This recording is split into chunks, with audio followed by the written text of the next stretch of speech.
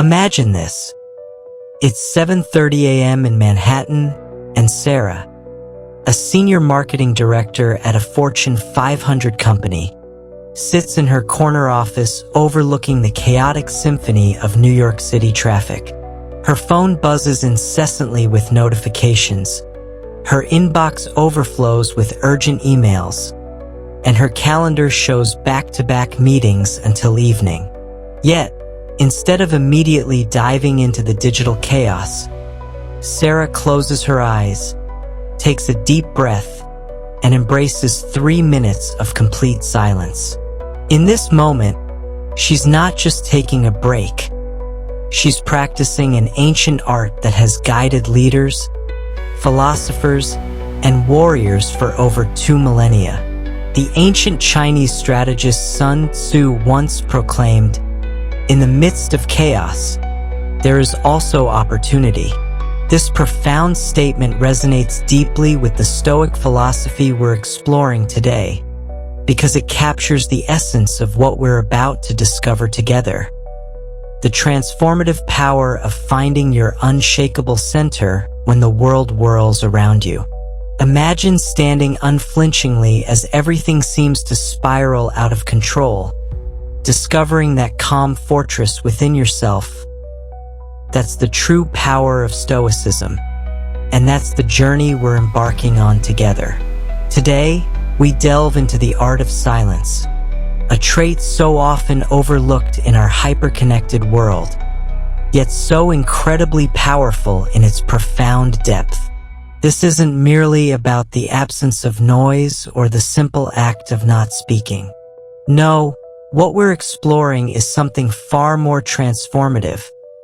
It's about the presence of profound inner peace, a strength that speaks volumes without uttering a single word, a strategic tool that can revolutionize how you navigate every aspect of your life. In our loud, relentless world where everyone seems to be shouting to be heard, where social media demands constant engagement, and where silence is often mistaken for weakness or disengagement, mastering this ancient art can become your greatest asset. It's about transforming chaos into clarity, noise into meaningfulness, and confusion into crystal clear purpose. The Stoics understood this millennia ago. They harnessed silence not as an empty void to be feared, but as a strategic tool, a pathway to wisdom, and a foundation for unshakable resilience. Marcus Aurelius, the philosopher-emperor who ruled Rome at its peak, wrote in his personal journal, "Confine yourself to the present." He understood that in the quiet moments, away from the demands of ruling an empire, he could find the clarity needed to make decisions that would affect millions. Epictetus, who rose from slavery to become one of history's greatest teachers, knew that true freedom came not from external circumstances, but from the disciplined silence of a mind that could not be shaken by outside forces.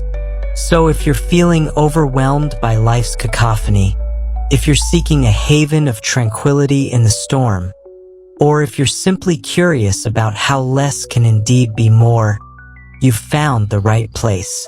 Let's unravel these Stoic secrets together, discovering how silence can elevate your life, offering peace amidst turmoil and clarity amidst confusion. Join me in embracing the Stoic way, finding strength in stillness and power in the pause. 1. Mastering the discipline of desire through strategic quietude. Meet David Chin, a corporate lawyer in Chicago's bustling financial district. It's Tuesday afternoon and he's sitting across from 3 opposing attorneys in a glass-walled conference room on the 40th floor of a downtown skyscraper. The stakes are enormous. A multi-million-dollar merger hangs in the balance. His opponents are aggressive, throwing out ultimatums, raising their voices, and demanding immediate responses to complex contractual issues.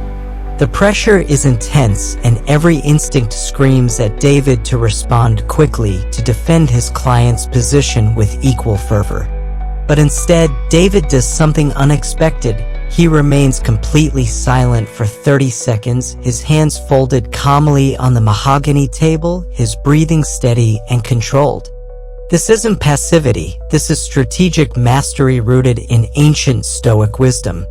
What David is demonstrating is what Epictetus called the discipline of desire, the fundamental understanding that we cannot control external events, but we have absolute sovereignty over our responses to them.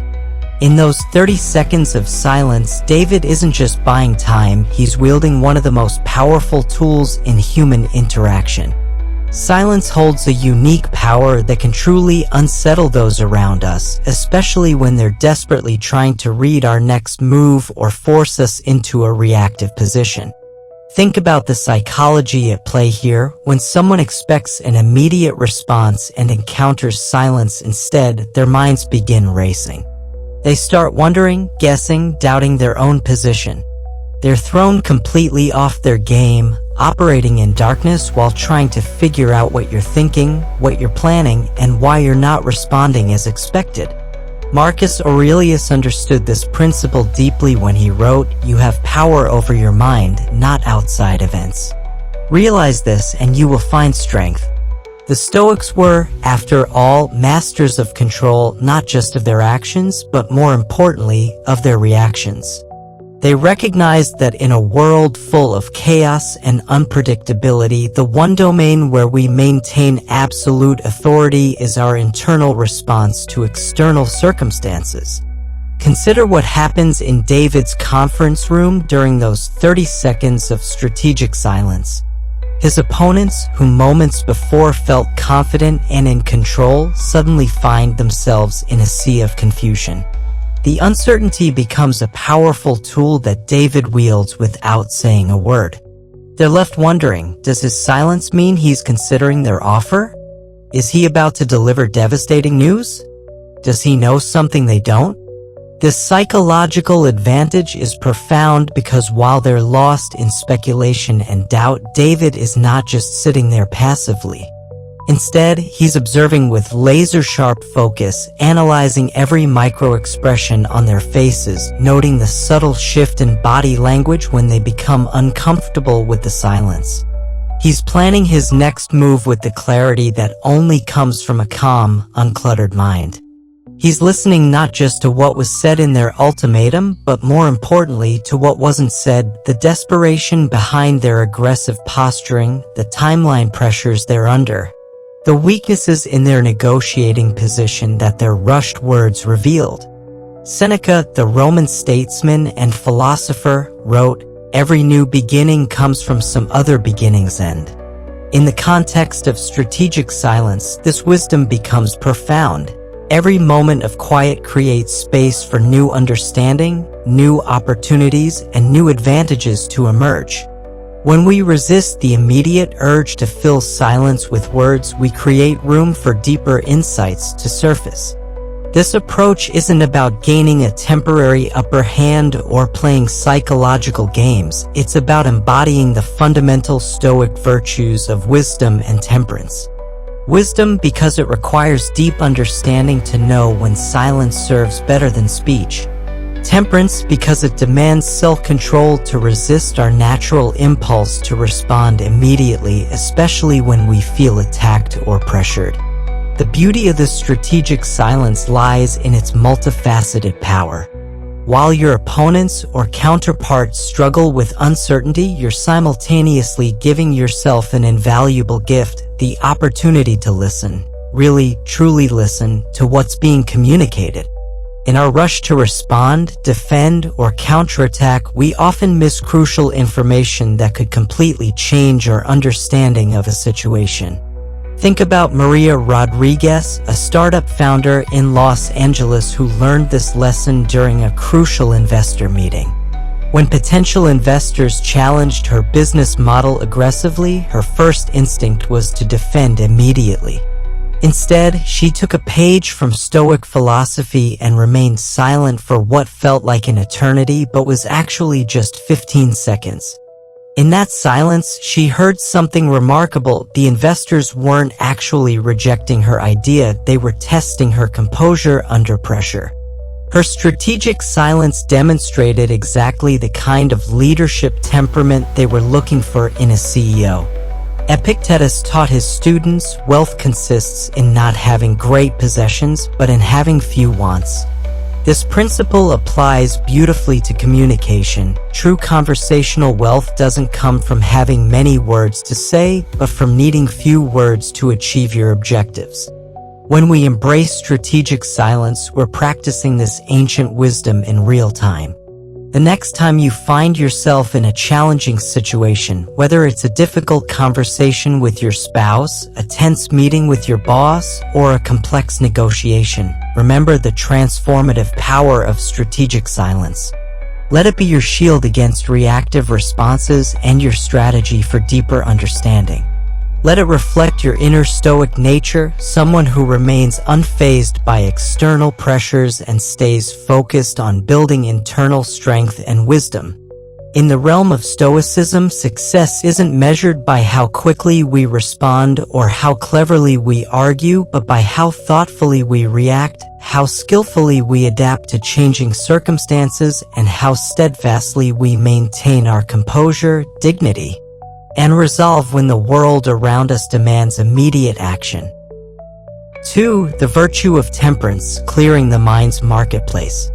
At 6 a.m. in Silicon Valley, tech entrepreneur Marcus Thompson sits in his minimalist home office, surrounded by the trappings of modern success: 3 monitors displaying real-time analytics, 2 smartphones buzzing with notifications, and a smartwatch constantly vibrating with updates. His startup has just secured Series B funding, and the pressure to scale rapidly is overwhelming. Every ping, buzz, and notification feels urgent, demanding immediate attention. His mind races between Slack messages, investor emails, product development updates, and social media alerts. Sound familiar? Marcus is living in what the ancient Stoics would recognize as the antithesis of wisdom, a mind fractured by countless distractions, unable to focus on what truly matters. In our hyper-connected, always-on world, distractions aren't just minor inconveniences or brief interruptions to our day. They've become formidable barriers to our inner peace, clarity, and the profound wisdom that Stoicism offers. These digital intrusions fragment our attention like shattered glass, scatter our focus like leaves in a hurricane, and frankly, they prevent us from truly engaging with the deep philosophical insights that could transform our lives. We've created a world where our minds resemble a chaotic marketplace, crowded, noisy, and impossible to navigate with any sense of purpose or direction. But here's where the timeless beauty of Stoic philosophy truly shines through like a beacon in the darkness. It teaches us not merely to endure these modern hardships passively, but to transform our environment proactively. Starting with the most important battlefield of all, our minds. Seneca, the Roman philosopher and advisor to emperors, understood this principle deeply when he wrote, "Every new beginning comes from some other beginning's end." To create space for wisdom, we must first end our relationship with the distractions that consume our mental energy.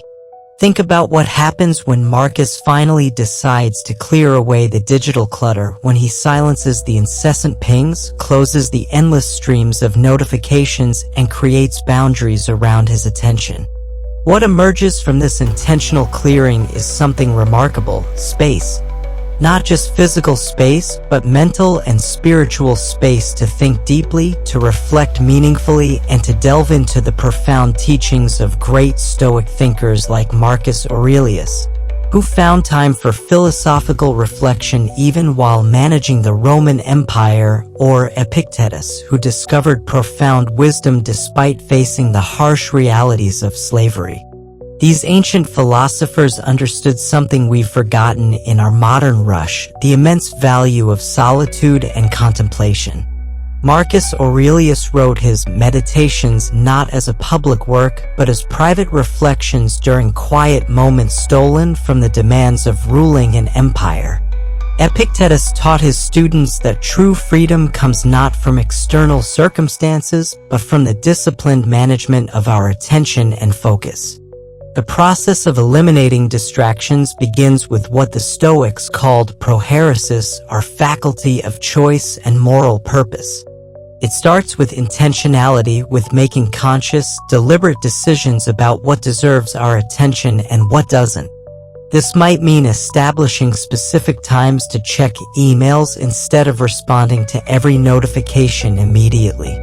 It could involve creating a serene workspace free from digital chaos, or simply embracing moments of complete stillness throughout your day, moments where you're not consuming information but creating space for wisdom to emerge.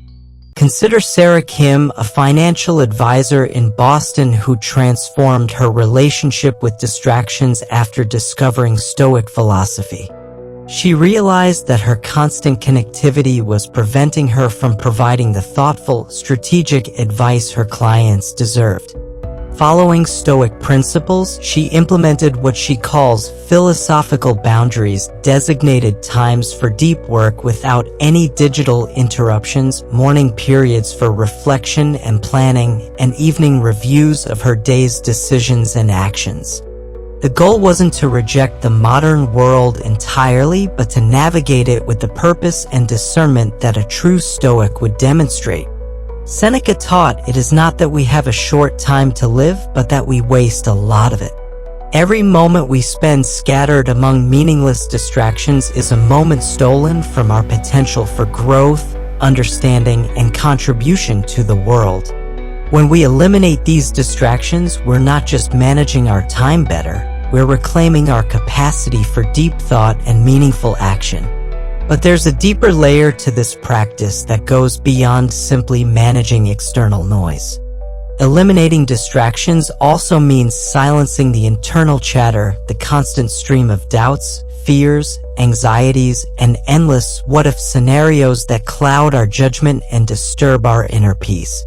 Stoicism offers us powerful tools for this internal work, urging us to focus intensely on what lies within our control and to release with grace and acceptance what doesn't. Marcus Aurelius reminds us, confine yourself to the present. This isn't just advice about time management, it's a profound instruction about attention management. When we're truly present, undistracted by digital noise or mental chatter, we access what the Stoics called prosoche, continuous attention to the present moment and our moral choices within it. This inner tranquility, free from both external and internal distractions, becomes the fertile ground where true wisdom flourishes. It's in these quiet, focused moments that we can honestly examine our values, clarify our priorities, and make decisions aligned with our deepest principles rather than our immediate impulses. The benefits extend far beyond personal peace. When we minimize distractions and cultivate focused attention, we dramatically improve our relationships, our work quality, and our creative capacity. We become more present with our loved ones, more attentive to our colleagues, and more engaged with the world around us. This presence, this full engagement with the current moment, becomes a gift we offer not just to ourselves, but to everyone we encounter. Marcus learned this lesson during a particularly challenging period when his startup faced potential failure.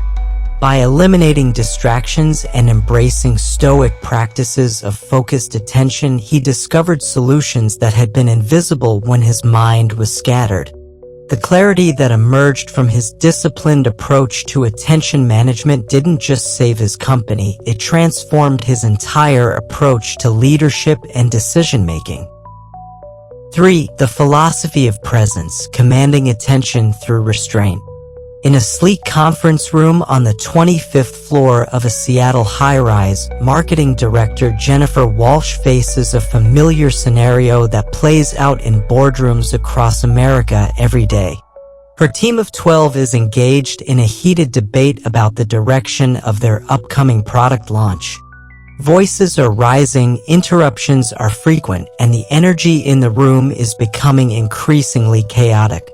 Everyone seems determined to speak louder and faster than the person before them. The meeting is spiraling out of control, and as the leader, Jennifer feels the pressure to jump in, to assert her authority, to add her voice to the cacophony. But instead, she does something that transforms the entire dynamic. She remains completely silent, leans back slightly in her chair, and simply observes. The effect is immediate and profound. Within moments, the heated arguments begin to subside. One by one, her team members turn their attention toward her, curious about her thoughts, wondering why she hasn't spoken. The room gradually quiets until there's complete silence, not the uncomfortable silence of awkwardness, but the magnetic silence of anticipation. Jennifer has just demonstrated one of the most powerful principles in human communication, the ability to command attention not through volume or aggression, but through the strategic use of restraint. This phenomenon mirrors what happens in a symphony when the conductor creates a pause between movements. As the ancient Stoics understood, it's often the space between the notes that makes the music resonate deeper, creating anticipation and drawing the audience into a more profound listening experience. The pause doesn't diminish the music, it amplifies it, creating a moment of heightened awareness where every subsequent note carries greater weight and meaning. Marcus Aurelius wrote in his Meditations, "The best revenge is not to be like your enemy." In the context of communication, this wisdom becomes particularly relevant. When everyone around us is speaking loudly, interrupting frequently, and demanding immediate attention, the Stoic response isn't to compete in that same arena. Instead, we choose a different path entirely, one that embodies the virtue of restraint and demonstrates conscious action, or in this case, conscious inaction. This power of strategic silence represents far more than a mere communication technique. It embodies the Stoic concept of Sophrosyne, self-control, and moderation in all things. When we choose silence in moments where words are expected to flood forth, we create a presence that is simultaneously intriguing and commanding.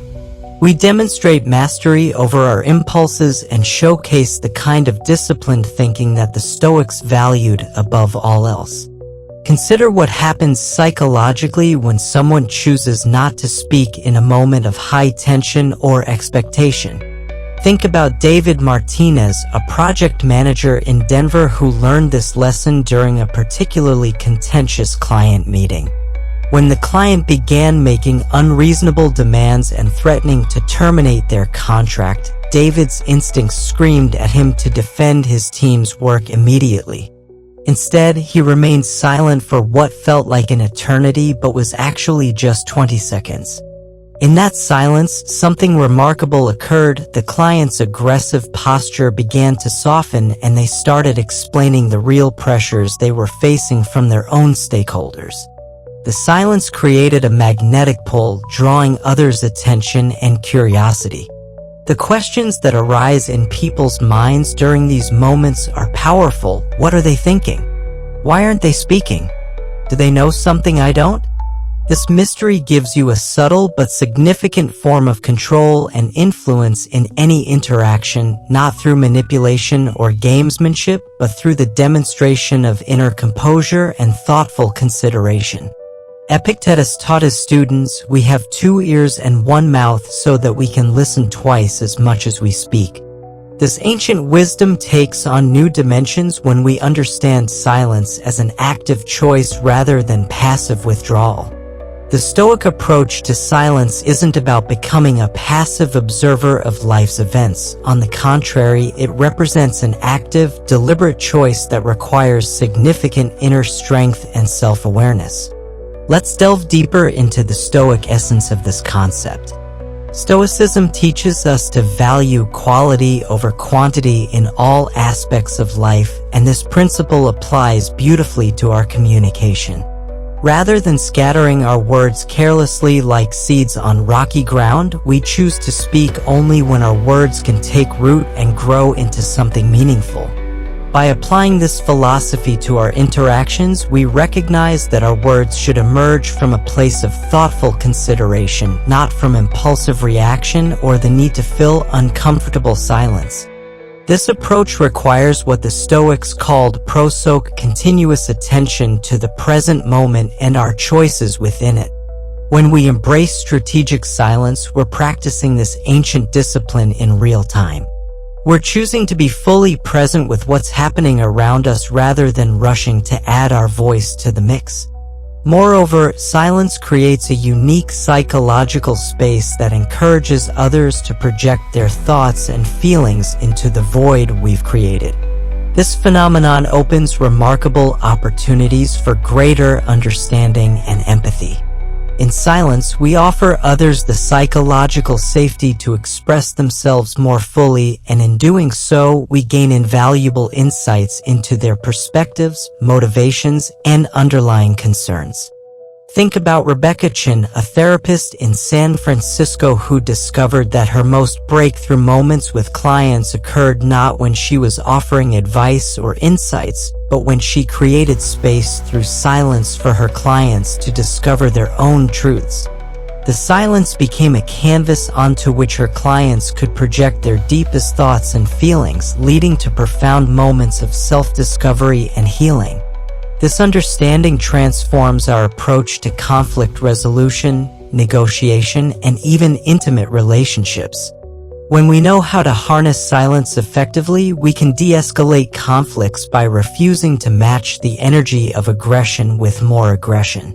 We can foster deeper connections by creating space for others to feel heard and understood. We can even boost our own mental well-being by providing ourselves with necessary moments of respite from the constant pressure to respond, react, and engage. The discernment to know when to speak and when to let silence do the talking represents one of the core Stoic virtues. It reflects a deep understanding of human nature, the rhythm of meaningful interaction, and the profound value of each word we choose to share or withhold. This isn't about withholding communication or being deliberately mysterious. It's about recognizing that sometimes the most powerful response is a thoughtful non-response that creates space for deeper understanding to emerge. 4. Fortifying the inner citadel, silence as mental gymnasium.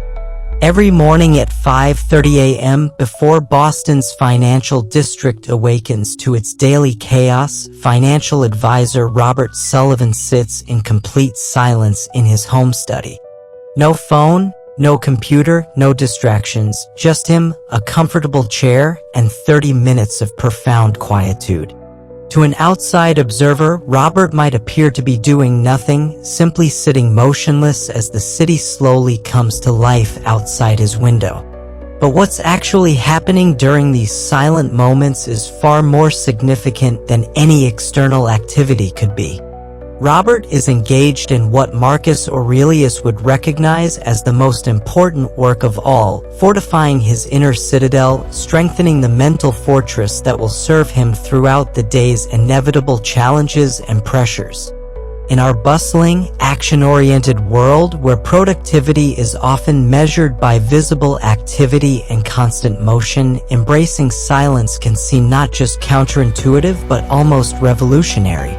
We've been conditioned to believe that power comes from noise, that productivity requires constant action, and that strength is demonstrated through external achievements. Yet the ancient Stoics understood something profound that we've largely forgotten. True strength, the kind that endures through life's storms and emerges victorious from adversity, is built not in the gymnasium of external action, but in the quiet sanctuary of inner development. Marcus Aurelius, who faced the enormous pressures of ruling the Roman Empire while simultaneously dealing with plague, war, and political intrigue, wrote in his private journal, "Confine yourself to the present." He understood that strength isn't built through frantic activity or constant engagement with external challenges, but through the disciplined practice of returning again and again to the present moment, to the quiet space within ourselves where true power resides. Stoicism teaches us that silence offers us a sanctuary where our minds can rest, recover, and grow stronger, not distracted or diluted by the incessant noise of modern life. Think of silence as a form of mental training, analogous to how a dedicated bodybuilder approaches physical conditioning. Just as a bodybuilder lifts progressively heavier weights to strengthen muscles, a Stoic uses progressively deeper periods of silence to fortify the mind. In this quietude, we practice what Epictetus called the fundamental skill of philosophy, learning to be comfortable with ourselves, to confront our inner chaos without flinching, and to emerge more centered and grounded than before. Consider what happens during Robert's morning silence practice. Initially, his mind races with thoughts about the day ahead, client meetings, market volatility, family responsibilities, and countless other concerns. This mental chatter is normal and expected. But as he continues to sit in silence, something remarkable begins to occur.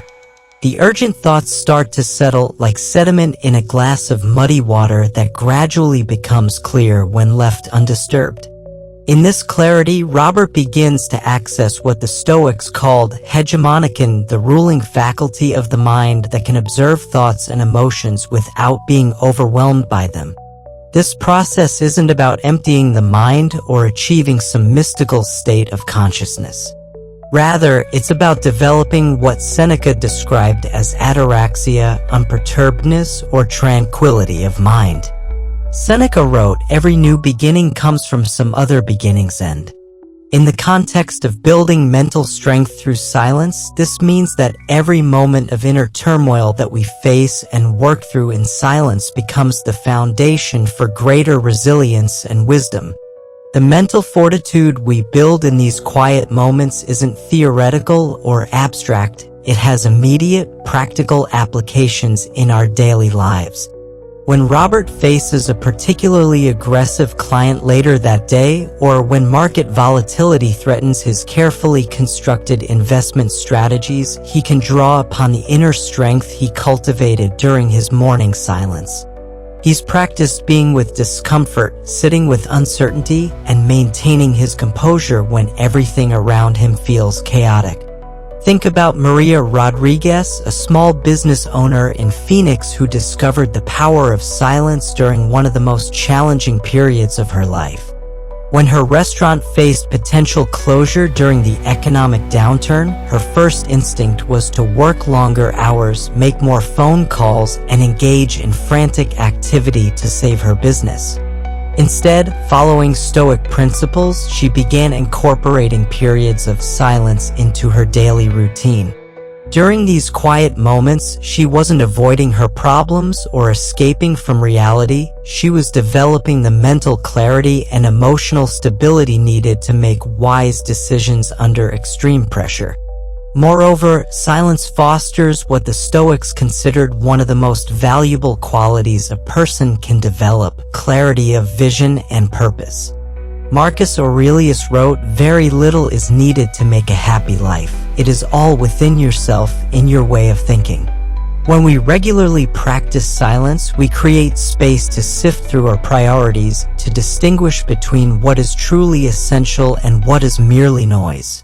This clarity becomes a form of strength, providing us with the insight to act not impulsively or reactively, but with genuine purpose and intention. Our decisions become more deliberate because they emerge from a place of inner stillness rather than external pressure. Our actions become more meaningful because they're aligned with our deepest values rather than our immediate impulses. Our entire lives become more coherent and purposeful because we've taken the time to understand what truly matters to us. But let's delve even deeper into this concept. Silence isn't just about being alone or inactive, it's an active engagement with our inner selves, a deliberate practice of what philosophers call self-examination. During these quiet periods, we're not just sitting passively, we're actively listening to our thoughts, observing our emotions, and tuning into our deepest intuition. In these silent dialogues with ourselves, we discover fundamental truths about who we are, what drives us, and where our deepest convictions lie. This self-knowledge becomes a powerful form of strength, equipping us with the confidence to make choices that align with our authentic selves, regardless of external pressures or societal expectations. When we know ourselves deeply, our values, our motivations, our fears, and our aspirations, we become much more difficult to manipulate, discourage, or derail from our chosen path. The strength we build through silence doesn't remain confined to our inner world. It radiates outward, influencing every relationship and interaction we have.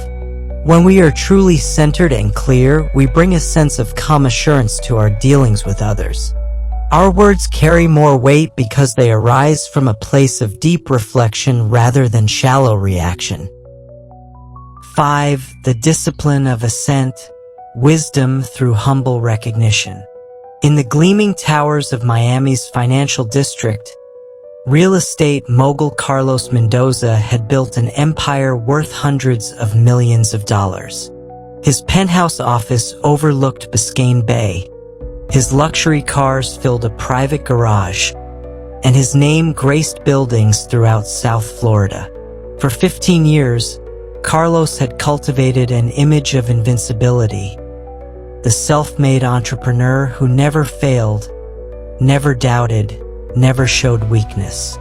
His social media presence showcased a life of constant success.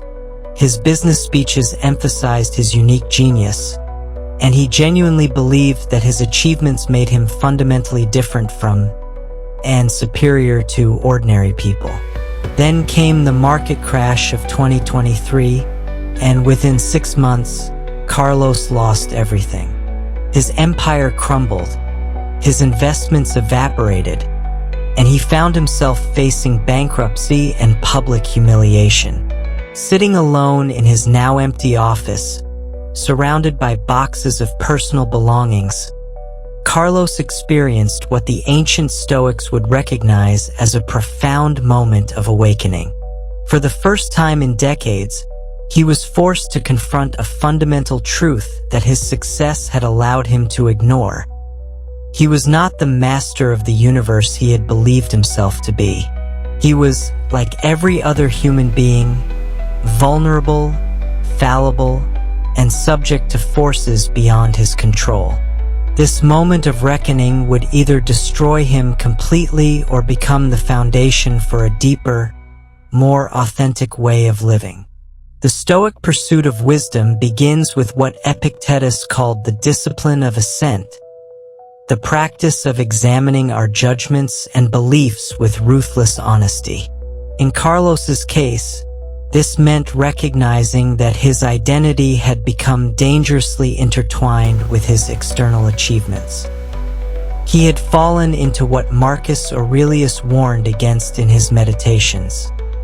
How much trouble he avoids who does not look to see what his neighbor says or does, but only to what he does himself. The realization that we are all part of the vast tapestry of existence, interconnected and interdependent, is simultaneously humbling and liberating.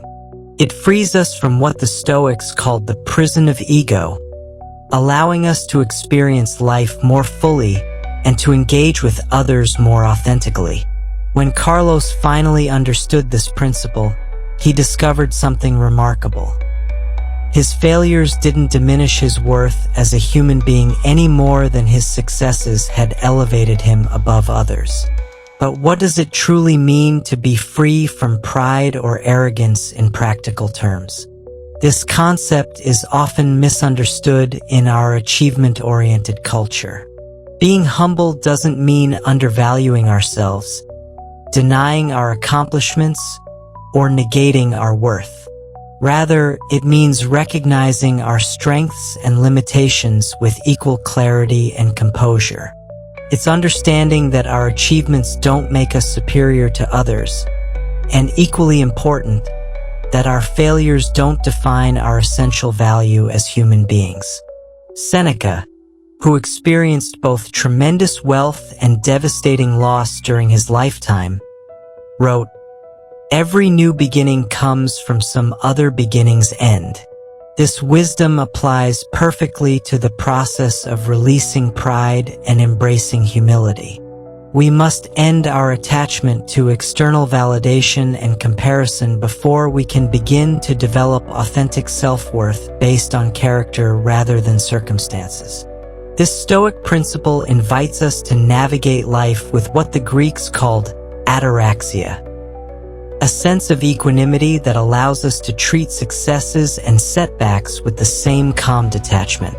Consider how this played out in Carlos's journey.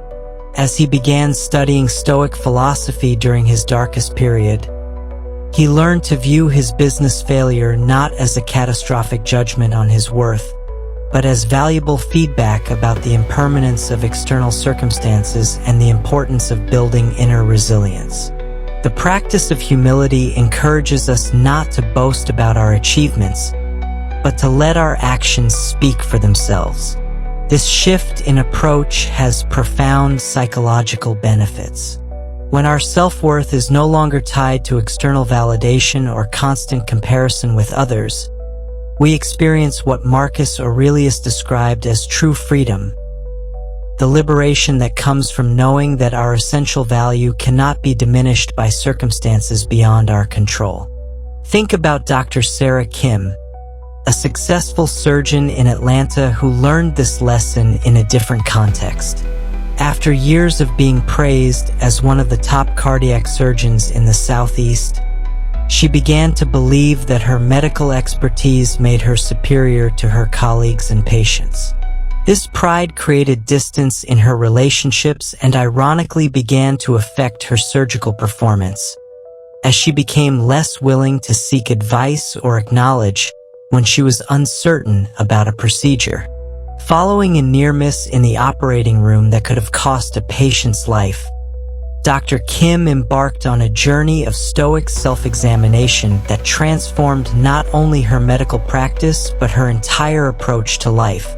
When we embrace genuine humility, we open ourselves to continuous learning and growth. We become better listeners because we're not constantly trying to prove our superiority. We become more empathetic friends because we recognize our shared humanity with others. We become more compassionate community members because we understand that everyone is fighting battles we know nothing about. As Epictetus taught his students, wealth consists in not having great possessions, but in having few wants. This principle extends beyond material possessions to include our psychological need for superiority and recognition. We begin to acknowledge that everyone we encounter has something valuable to teach us, and we approach each interaction with genuine curiosity and willingness to learn. This shift in perspective is transformative because it moves us from a scarcity mindset, where recognition and worth are limited resources we must compete for, to an abundance mindset where wisdom and understanding can be shared freely without diminishing our own value. In practical terms, freeing ourselves from pride and arrogance involves what Marcus Aurelius called the discipline of daily reflection. This means regularly examining our motivations with honest scrutiny, questioning our assumptions about our own importance, and striving to align our actions with our deeper values rather than our ego's demands. We remind ourselves constantly of our shared humanity, recognizing that like everyone else, we are flawed, finite, and fallible beings doing our best to navigate an uncertain world.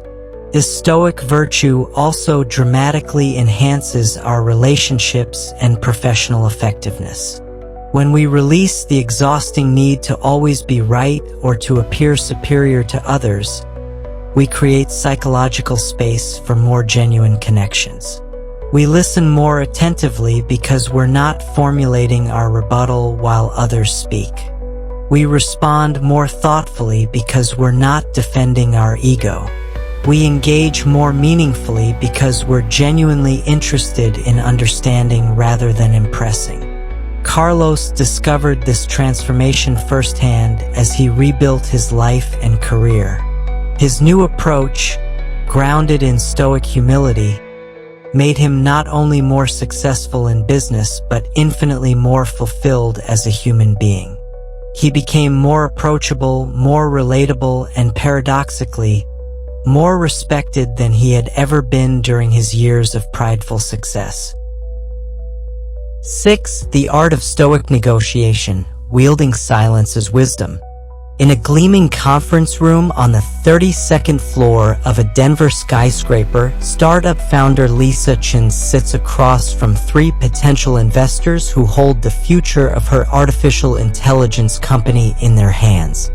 The stakes couldn't be higher. This series of funding round will either propel her innovative healthcare technology to market or force her to shut down operations within months. The lead investor, known throughout Silicon Valley for his aggressive negotiation tactics, has just delivered what sounds like an ultimatum: accept their terms immediately or watch the deal disappear. The room crackles with tension as all eyes turn to Lisa, waiting for her response. Her heart pounds, her mind races with the implications of losing this opportunity, and every instinct screams at her to respond quickly, to defend her position, to counter their aggressive stance with equal force. Instead, Lisa does something that transforms the entire dynamic of the negotiation. She remains completely silent for 45 seconds that feel like an eternity. She doesn't fidget, doesn't look away, doesn't show any sign of discomfort.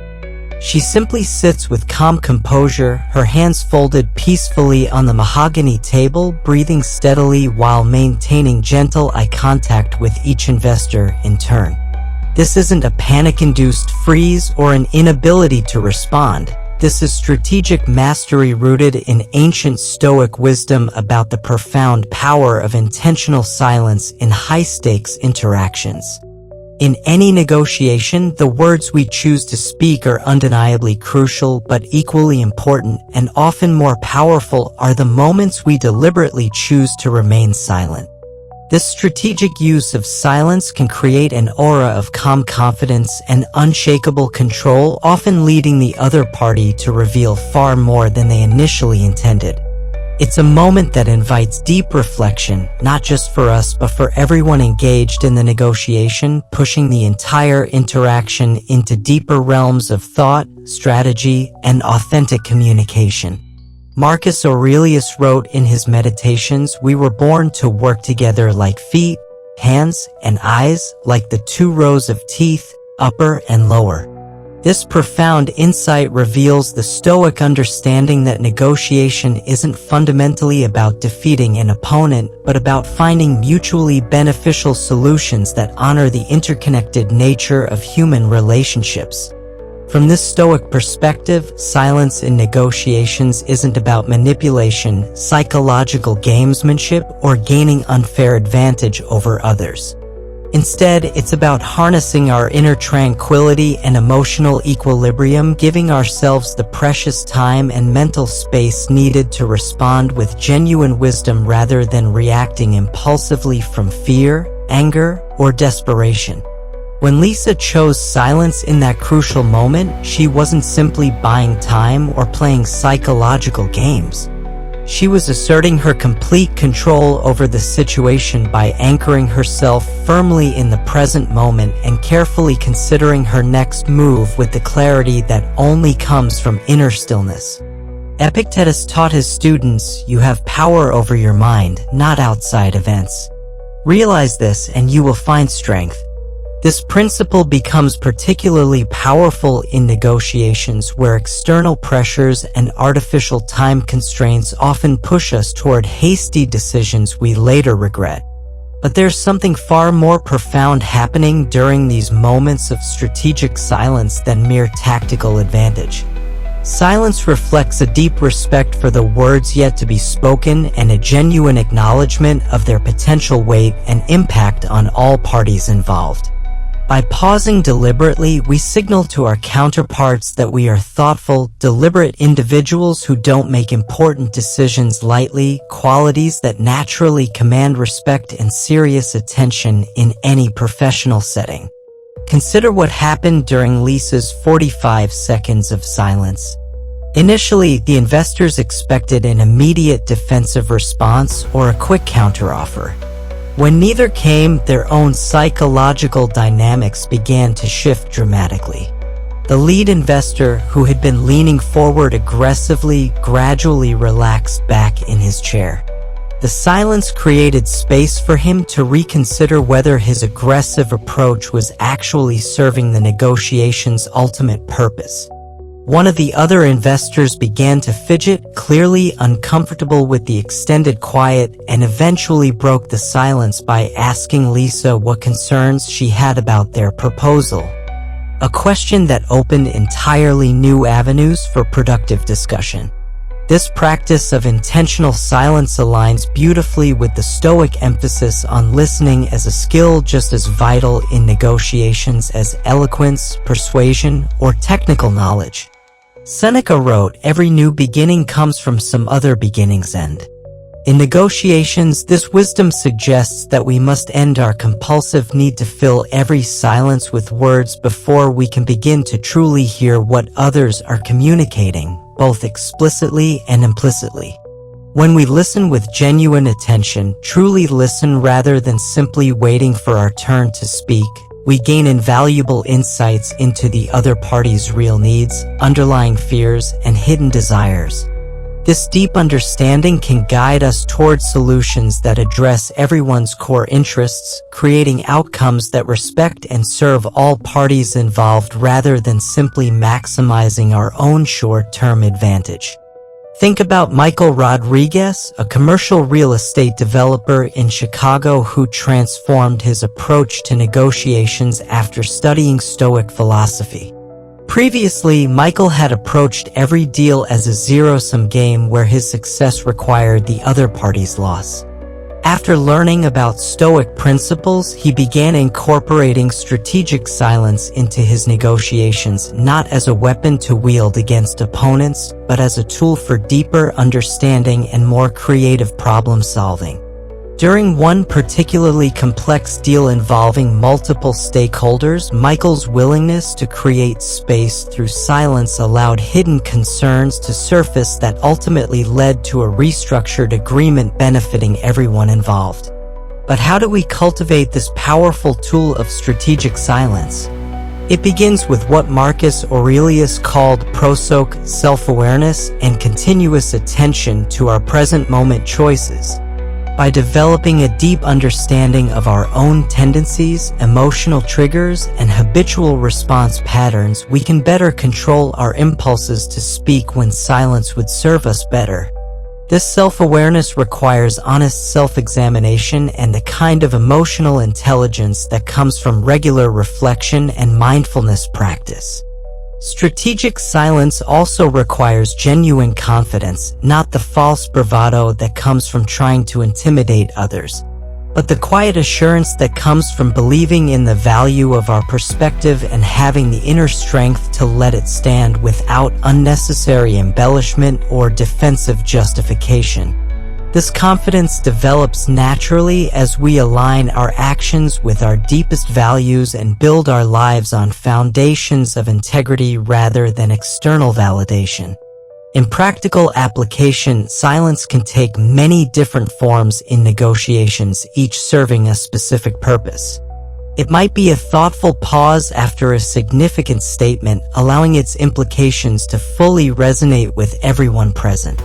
It could be a quiet moment to regroup and refocus when discussions become heated, emotional, or overly complex. Or it might be creating deliberate space for others to fill, providing them with the psychological safety to disclose important information, reconsider their positions, or even make concessions they wouldn't have offered under pressure. 7. The virtue of justice. Compassionate engagement with fellow souls. At 3 a.m. in a Philadelphia hospital, Dr. Maria Santos, the chief administrator of emergency services, faces one of the most challenging nights of her career. The emergency department is overwhelmed with patients from a multi-car accident on I-95. The nursing staff is stretched beyond capacity, and tensions are running dangerously high. Frustrated family members are demanding immediate attention for their loved ones. Exhausted medical staff are snapping at each other, and the entire atmosphere crackles with stress, fear, and barely contained anger. In the midst of this chaos, Dr. Santos could easily resort to authoritarian management, barking orders and demanding compliance through force of position. Instead, she chooses a different path, one that embodies the Stoic virtue of justice through compassionate engagement with every person in her care. Moving through the emergency department with calm presence, Dr. Santos stops to listen to each frustrated family member, acknowledging their fears with genuine empathy. She takes a moment to place a reassuring hand on the shoulder of an overwhelmed nurse, offering both practical support and emotional validation. When a patient becomes agitated and verbally aggressive due to pain and fear, rather than responding with matching intensity, she speaks softly, recognizing the scared human being beneath the difficult behavior. Her approach isn't just effective crisis management. It's a living demonstration of what Marcus Aurelius meant when he wrote, "We were born to serve others, like bees in a hive." The Stoics believed deeply in the fundamental interconnectedness of all people, understanding that we are all part of the same vast human community, sharing the same basic needs, fears, hopes, and struggles. This recognition forms the foundation of what they called the virtue of justice, not merely following rules or laws, but actively working to create harmony and mutual flourishing in our shared human experience. By showing kindness and consideration to others, we're not just acting benevolently or trying to appear virtuous. We're recognizing and respecting the deep connection that binds us all together as conscious beings navigating the complexities of existence. Kindness, in the Stoic understanding, isn't about grand gestures designed to gain recognition or social media attention. It's not about dramatic acts of charity that make headlines or generate applause. Instead, Stoic kindness manifests in the small, everyday acts of empathy that often go unnoticed but create ripple effects of positive change throughout our communities. It's about the moments when we choose patience over frustration, especially when we're tired or stressed. It's about selecting understanding over harsh judgment when someone's behavior doesn't meet our expectations. It's about consciously considering the impact of our words and actions on others, choosing consistently to uplift rather than undermine, to support rather than criticize, to build up rather than tear down. Consider the transformation that occurred in Dr. Santos's emergency department that night. When she chose to respond to a verbally aggressive patient with compassion rather than authority, something remarkable happened. The patient's anger dissolved into tears as he shared his terror about his wife's condition. This moment of human connection not only de-escalated a potentially dangerous situation, but also provided Dr. Santos with crucial information about the patient's medical history that proved vital to his wife's treatment. Her kindness didn't just make the situation more pleasant. It literally saved lives. Consideration, as the Stoics understood it, goes even deeper than kindness. It requires what Epictetus called sympathia, the ability to actively put ourselves in others' shoes, to genuinely understand their perspectives, struggles, and aspirations from their point of view rather than our own. When we interact with others from a place of authentic consideration, We create psychological safety for meaningful connections to flourish, fostering the kind of mutual respect and trust that forms the foundation of healthy relationships, effective teamwork, and thriving communities. Marcus Aurelius wrote in his personal journal, "Whenever you want to cheer yourself, consider the good qualities of your companions." This practice of actively looking for the positive in others, even during difficult interactions, transforms not only how we see them but how we show up in relationship with them.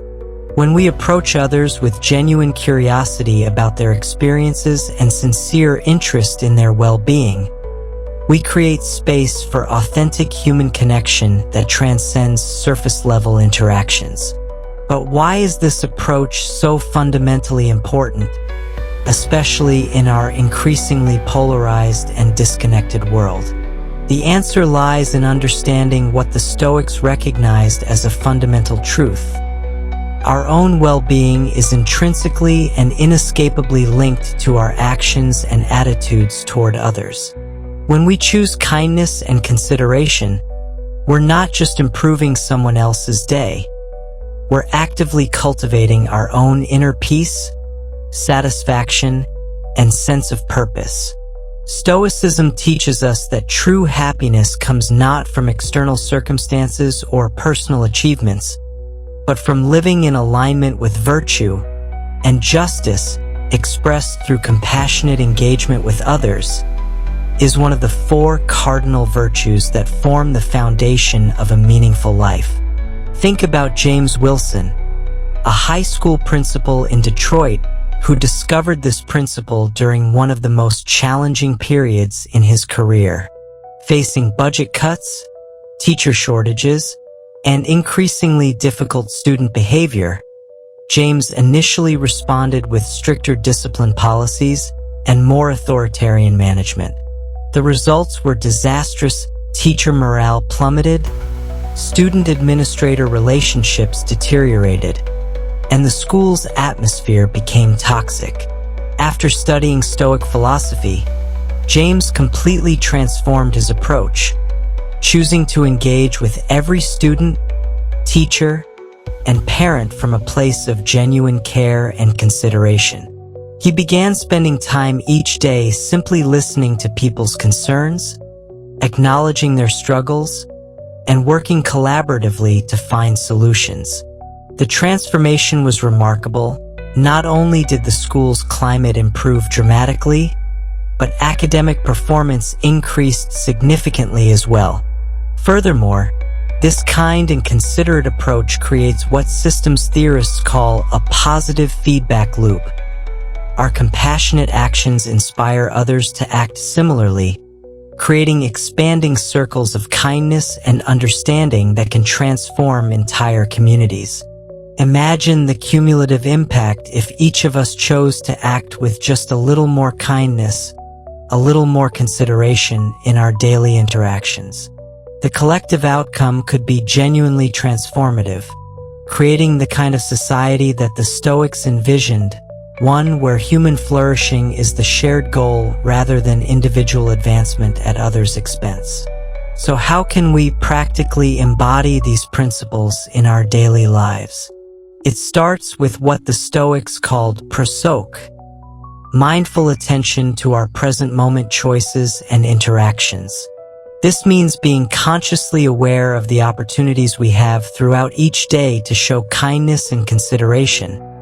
From the way we interact with the barista at our morning coffee shop to how we respond to a frustrated colleague or family member. It involves what Marcus Aurelius practiced, pausing before reacting to difficult situations and choosing responses that reflect the Stoic virtues of wisdom, justice, courage, and moderation rather than our immediate emotional impulses. The practice also requires developing what modern psychology calls emotional intelligence, the ability to recognize and understand both our own emotions and those of others, using this awareness to guide our interactions in more positive directions. When we can see beyond someone's difficult behavior to the underlying pain, fear, or frustration that's driving it, we can respond with compassion rather than defensiveness, creating opportunities for healing and connection rather than further conflict and division. 8. The sacred practice of Stoic attention, deep listening as virtue. In a quiet therapy office in San Francisco's Mission District, Dr. Rachel Kim sits across from a client who has been struggling with anxiety and depression for months. The client, a tech executive named David, has just finished describing his latest panic attack during a board meeting, his words tumbling out in a rushed, defensive manner that suggests he's expecting judgment or quick advice.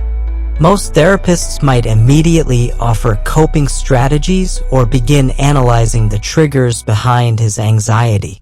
But Dr. Rachel, who has spent years studying Stoic philosophy alongside her clinical training, does something different. She simply listens.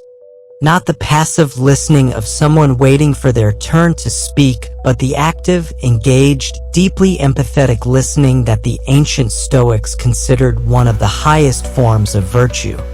For 30 seconds, Dr. Rachel maintains gentle eye contact with David, her posture open and attentive, her breathing calm and steady. She's not formulating her response or planning her therapeutic intervention. Instead, she's fully present with David's experience, creating a sacred space where his pain can be witnessed and honored without immediately being fixed or analyzed.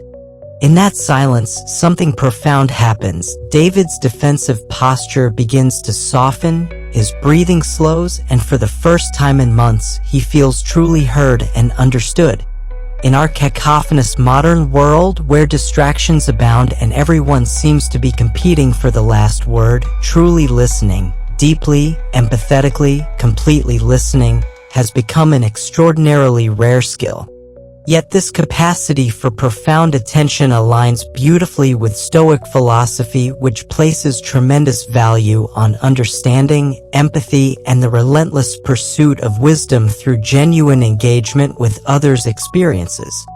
The Stoics understood that wisdom doesn't come from having all the answers, but from asking better questions and creating space for deeper understanding to emerge. Deep listening transcends merely hearing the words that others speak. It requires what Marcus Aurelius called prosoche, continuous, mindful attention to the present moment and what's actually happening within it. When we listen deeply, we engage with the essence of another person's message, tuning into the emotions, intentions, fears, and hopes that lie beneath their words. We listen not with the intent to reply cleverly or to solve their problems immediately, but with the intent to understand fully, and in this understanding, we discover a profound connection to what the Stoics considered the highest human ideals: empathy, compassion, and rational wisdom. Epictetus, who understood suffering intimately from his years as a slave, taught his students, "We have 2 ears and 1 mouth so that we can listen twice as much as we speak." This ancient wisdom takes on new dimensions when we understand that listening is not a passive activity but an active choice that requires significant discipline, patience, and emotional intelligence. When we truly listen to another person, we afford them the respect and attention that they deserve as fellow human beings, recognizing their inherent dignity and worth regardless of their circumstances or the content of what they're sharing. Consider what happened during Dr. Rachel's session with David. As she continued to listen without rushing to provide solutions, David began to share deeper layers of his experience. He revealed that his panic attacks weren't just about work stress, but were connected to childhood trauma he had never discussed with anyone. The space that Dr. Rachel created through deep listening allowed David to discover insights about himself that no amount of advice or analysis could have provided. Her listening became a form of healing in itself, demonstrating what the Stoics understood about the transformative power of being truly witnessed and understood. This practice of Stoic compassion involves acknowledging that every person we encounter has their own complex inner world, their own struggles and triumphs, their own story that deserves to be heard and honored. Just as we want to be understood in our moments of difficulty or confusion, others carry the same fundamental human need to be seen, heard, and validated in their experiences. When we offer the gift of deep listening, we're practicing what Marcus Aurelius wrote about in his Meditations. We were born to work together like feet, hands, and eyes, like the two rows of teeth, upper and lower. But the benefits of deep listening extend far beyond fostering empathy and respect, as valuable as those outcomes are. By truly listening to others, we open ourselves up to new insights, perspectives, and ways of understanding the world that we never would have discovered on our own. We become better learners because we're constantly exposed to different viewpoints and experiences. We become better problem solvers because we develop a more nuanced understanding of human nature and motivation. We become better friends, colleagues, and family members because people feel safe sharing their authentic selves with us. Think about Marcus Thompson, a middle school principal in Atlanta who transformed his entire approach to discipline after learning about Stoic listening practices.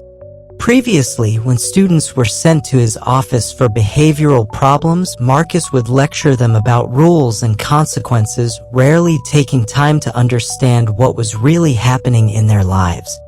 After studying Stoic philosophy, he began each disciplinary meeting by simply listening, really listening to the student's perspective.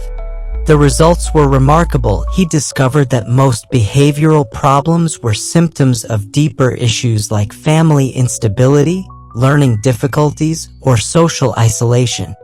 By addressing these root causes through understanding rather than punishment, Marcus saw dramatic improvements in both individual student behavior and overall school climate. So how can we cultivate this art of deep listening in our daily lives? First, it starts with intention and conscious choice. We must approach each conversation with the mindset that we have something valuable to learn from the other person, regardless of their age, background, or apparent expertise. This shift in perspective moves us from a position of judgment or superiority to one of genuine curiosity and openness. Next, we must practice what the Stoics called epike, the suspension of judgment that allows us to receive information without immediately categorizing it as right or wrong, good or bad, useful or useless. This means listening to understand rather than listening to evaluate, critique, or formulate our rebuttal while the other person is still speaking. Deep listening also requires what we might call somatic presence, giving someone our full, undivided attention not just mentally but physically.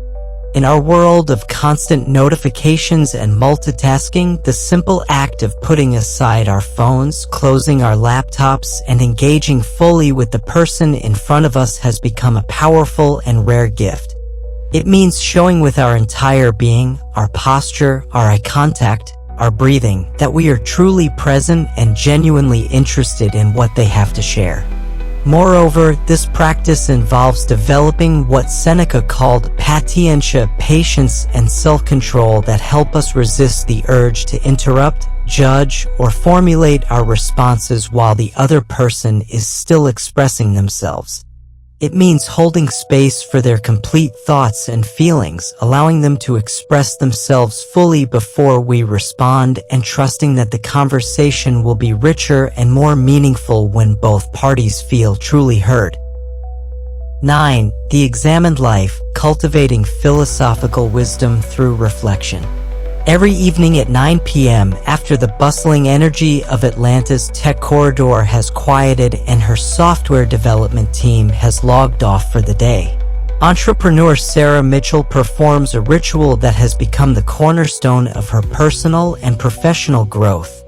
She sits in her home office, opens a leather-bound journal, and engages in what she calls her evening audit, a systematic review of the day's decisions, interactions, and inner responses.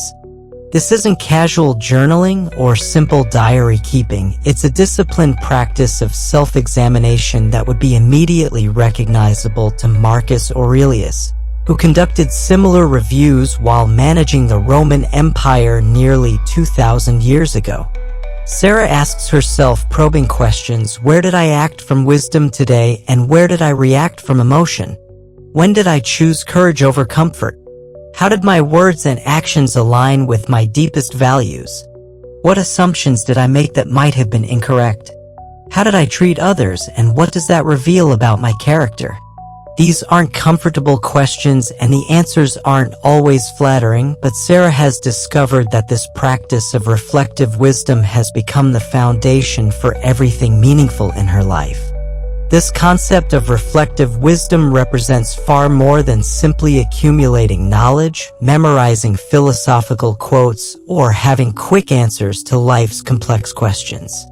Instead, it involves cultivating a deep, thoughtful understanding of our experiences, our values, our motivations, and our place in the larger tapestry of existence. Reflective wisdom is what Socrates meant when he declared that the unexamined life is not worth living. It's the cornerstone of Stoic philosophy, enabling us to live with genuine intention, make considered choices based on principle rather than impulse, and grow steadily toward our ideal selves rather than simply reacting to whatever life throws our way. Marcus Aurelius wrote in his Meditations, "Very little is needed to make a happy life. It is all within yourself, in your way of thinking." This profound insight reveals that reflective wisdom begins with what the Stoics called introspection, the practice of turning our attention inward to examine our thoughts, actions, reactions, and underlying motivations with the same careful scrutiny we might apply to an important business decision or scientific experiment. This process of honest self-examination isn't always comfortable or easy. It requires what Seneca called veritas, a commitment to truth that includes the courage to confront uncomfortable realities about ourselves, the vulnerability to acknowledge our mistakes and limitations, and the willingness to question beliefs and assumptions we've held for years or even decades. But this inner work is absolutely vital because it helps us understand our deepest motivations, identify our unconscious biases and blind spots, and clarify our authentic values versus the values we think we should have or the ones society has imposed upon us. Consider how this played out in Sarah's journey as an entrepreneur. During her evening reflections, she began to notice a pattern. She was making business decisions based on what would impress investors rather than what would truly serve her customers and employees. This realization was uncomfortable because it forced her to confront the gap between her stated values of integrity and service and her actual behavior driven by ego and external validation. But this honest self-assessment became the catalyst for a complete transformation of her business philosophy and practices.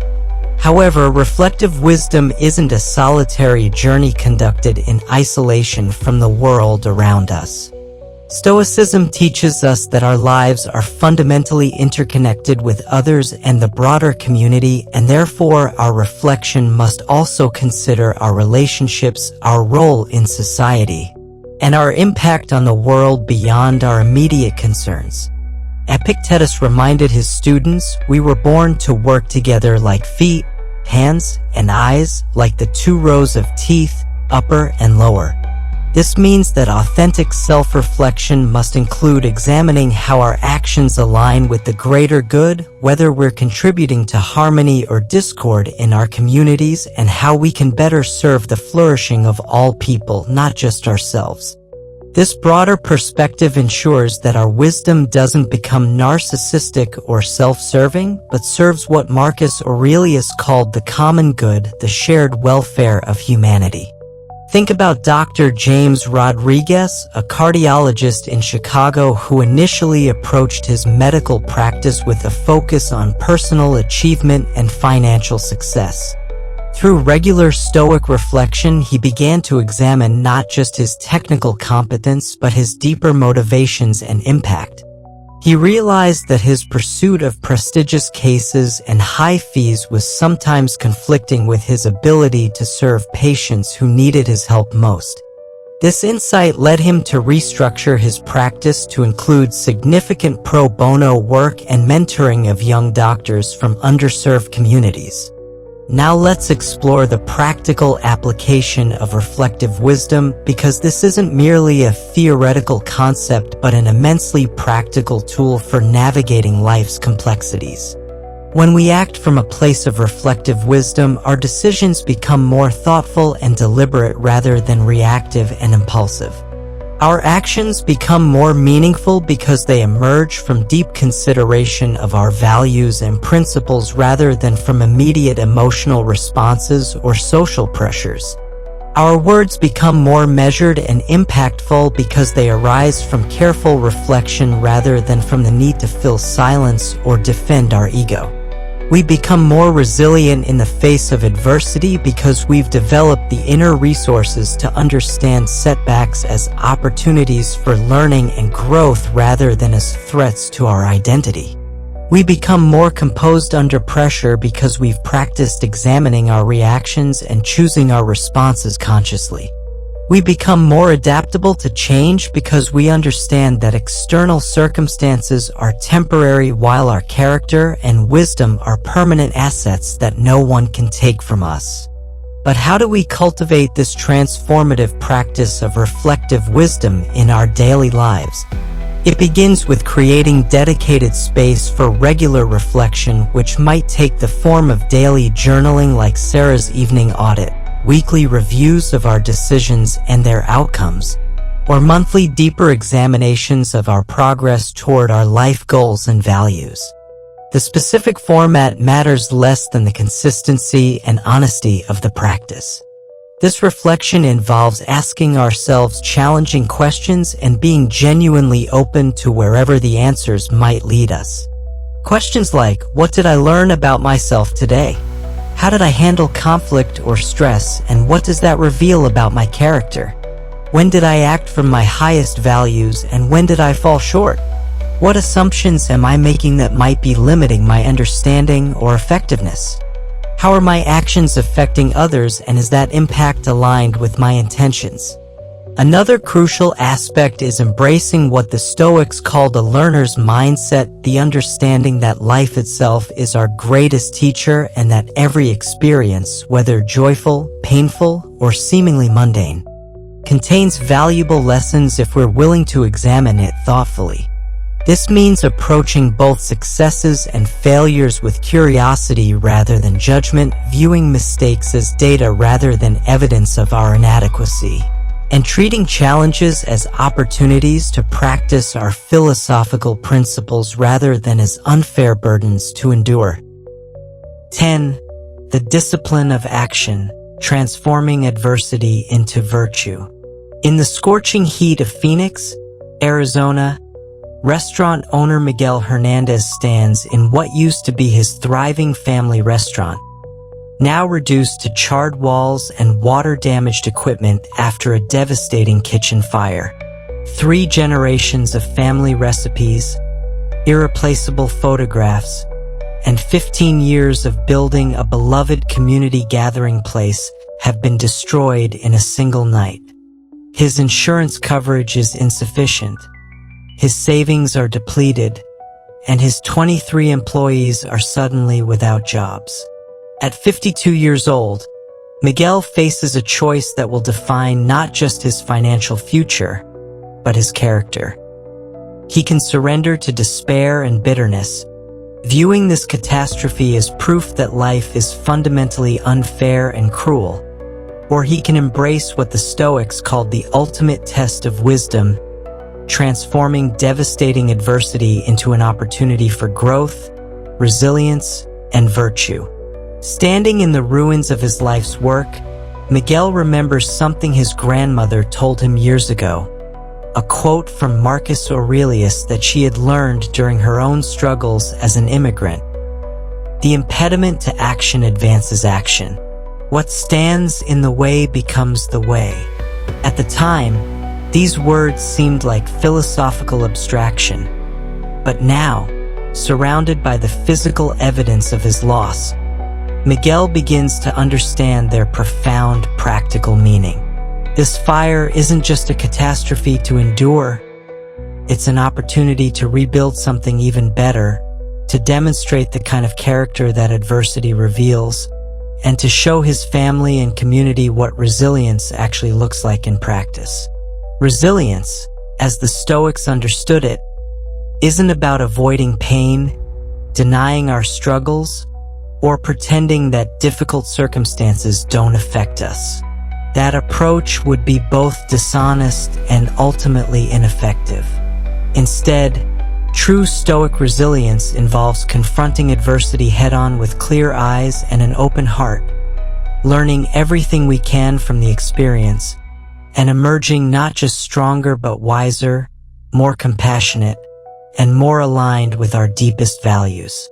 It's about understanding that while we cannot control the external events that shape our lives, we have absolute sovereignty over how we respond to those events, and that response, rooted in clarity, reason, and virtue, is what forges genuine resilience. Epictetus, who understood suffering intimately from his years as a slave before becoming one of history's greatest teachers, wrote, "It's not what happens to you, but how you react to it that matters." This principle becomes the foundation for transforming any adversity into an opportunity for character development. When Miguel applied this wisdom to his situation, he realized that the fire had actually revealed something important. His restaurant had become more than a business to the community. It was a place where families celebrated milestones, where lonely people found companionship, where cultural traditions were preserved and shared. This insight gave him a clarity of purpose that transcended mere financial recovery. But how do we cultivate this transformative resilience in practical terms? The process begins with what the Stoics called prosoke, acceptance of reality as it actually is, not as we wish it could be or think it should be. This means acknowledging our adversities without the additional suffering that comes from judgment, self-pity, or the exhausting mental energy we waste fighting against unchangeable circumstances. When Miguel stopped asking, "Why did this happen to me?" and started asking, "How can I use this experience to become who I'm meant to be?" his entire relationship with the crisis transformed. Seneca, who experienced both tremendous wealth and devastating financial loss during his lifetime, understood this principle deeply. He wrote, "Every new beginning comes from some other beginning's end." For Miguel, this meant recognizing that while his old restaurant had ended, this ending created space for something new to emerge, not just a rebuilt business, but a deeper understanding of his purpose and a stronger connection to his community. Next, we draw upon what Marcus Aurelius called the discipline of perception, the Stoic practice of viewing our adversities within a broader context that reveals opportunities for growth, learning, and service that wouldn't have been visible under normal circumstances. The Stoics believed that our judgments about events often cause more distress than the events themselves. By adopting a broader perspective, we can see our adversities as part of a larger narrative that includes transformation, wisdom, and the potential for contributing something meaningful to the world. Miguel discovered this when he began to see the fire not as a random catastrophe, but as an opportunity to create something that better served his community's needs. Instead of simply rebuilding the same restaurant, he envisioned a space that could host cooking classes for low-income families, provide job training for unemployed youth, and serve as a cultural center preserving Hispanic traditions for future generations. The adversity had revealed possibilities that success and comfort had kept hidden. Now let's examine the crucial role of community in building resilience, because while Stoicism emphasizes personal virtue and inner strength, it also recognizes our fundamental interdependence as human beings. We grow and overcome challenges not in isolation, but in the company of others who can offer support, wisdom, and perspective during our darkest moments. Marcus Aurelius wrote, "We were born to work together like feet, hands, and eyes, like the two rows of teeth, upper and lower." This interconnectedness becomes particularly important during times of adversity, when our individual resources may be insufficient to meet the challenges we face. Miguel experienced this firsthand when word of the fire spread through Phoenix's Hispanic community. Former customers organized fundraising events, local suppliers offered materials at cost, and unemployed restaurant workers from other establishments volunteered their time to help with reconstruction. But more than the practical assistance, these connections provided Miguel with something invaluable: the reminder that his struggles were not his alone, and that his recovery would benefit not just his family but an entire community that had been touched by his work. Moreover, resilience is cultivated through practice, much like physical fitness is developed through consistent exercise. The Stoics understood that just as a muscle strengthens with use, our capacity for resilience grows as we face and navigate challenges with wisdom and virtue. Every adversity becomes an opportunity to practice our Stoic principles, to act with courage when we feel afraid, to maintain our composure when circumstances seem chaotic, and to choose responses aligned with our values rather than our immediate emotional impulses. Think about Dr. Lisa Chun, a surgeon in Seattle who lost the use of her dominant hand in a car accident, ending her surgical career at its peak. Initially devastated, she applied Stoic principles to transform this apparent catastrophe into an opportunity to become a medical educator and patient advocate, ultimately touching more lives through teaching and policy work than she ever could have through surgery alone. Each challenge she faced in adapting to her new reality became practice in resilience, building her capacity to help others navigate their own medical crises. Resilience, in the Stoic understanding, is ultimately about finding and leveraging our inner strength, not the superficial strength that comes from avoiding difficulties, but the deep, authentic strength that emerges when we face life's inevitable challenges with wisdom, courage, and commitment to virtue. It's about using adversity as a catalyst for growth and transformation, developing a deeper understanding of our own capabilities and values, and discovering ways to contribute meaningfully to the world especially when circumstances seem to be working against us. As we conclude our exploration into the profound teachings of Stoic philosophy, it becomes clear that the journey we've undertaken together is not merely an individual pursuit of wisdom, but a communal endeavor that binds us in our shared humanity. Each lesson we've unpacked, from mastering the art of silence to transforming adversity into virtue, underscores a central tenet of Stoicism: we are all interconnected, woven into the rich tapestry of existence where our actions and choices resonate far beyond our immediate surroundings. In the face of life's challenges, it is easy to feel isolated, as if we are navigating our struggles alone. Yet, the Stoics remind us that we have a community of fellow travelers on this path of life, each of us grappling with our own trials, triumphs, and quests for meaning. Marcus Aurelius wrote, "What is not good for the beehive cannot be good for the bee." This insight reveals that our well-being is intrinsically tied to the well-being of those around us. When we cultivate virtues like kindness, compassion, and understanding, we not only elevate our own lives but also contribute to a culture of support and resilience that benefits everyone. Take, for instance, the story of Miguel Hernandez, who, after losing his restaurant to a fire, experienced an outpouring of support from his community.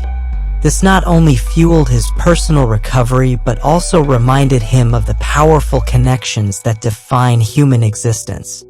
Each act of kindness he received became a thread in the fabric of solidarity that strengthened both him and his community.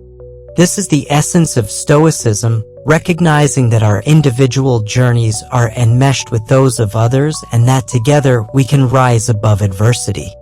As you move forward from this video, I encourage you to embrace these Stoic principles in your daily life.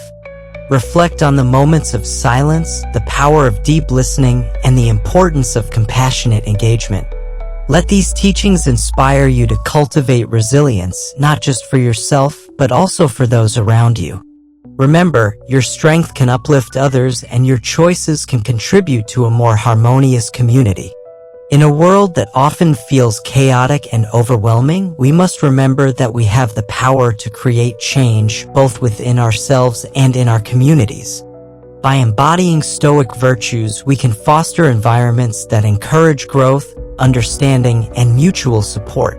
If you found value in today's exploration of Stoic philosophy, I invite you to subscribe to the Stoic Viva channel. Join us as we continue to delve into the timeless wisdom of Stoicism and discover practical ways to apply these teachings to modern life. Like this video and share it with friends or family who might benefit from these insights. Together, let's build a community committed to living with purpose, compassion, and resilience. Thank you for joining me on this journey into Stoicism. Remember, the strength you seek is already within you, waiting to be harnessed through reflection, resilience, and the profound power of silence. Let's continue to explore this path together.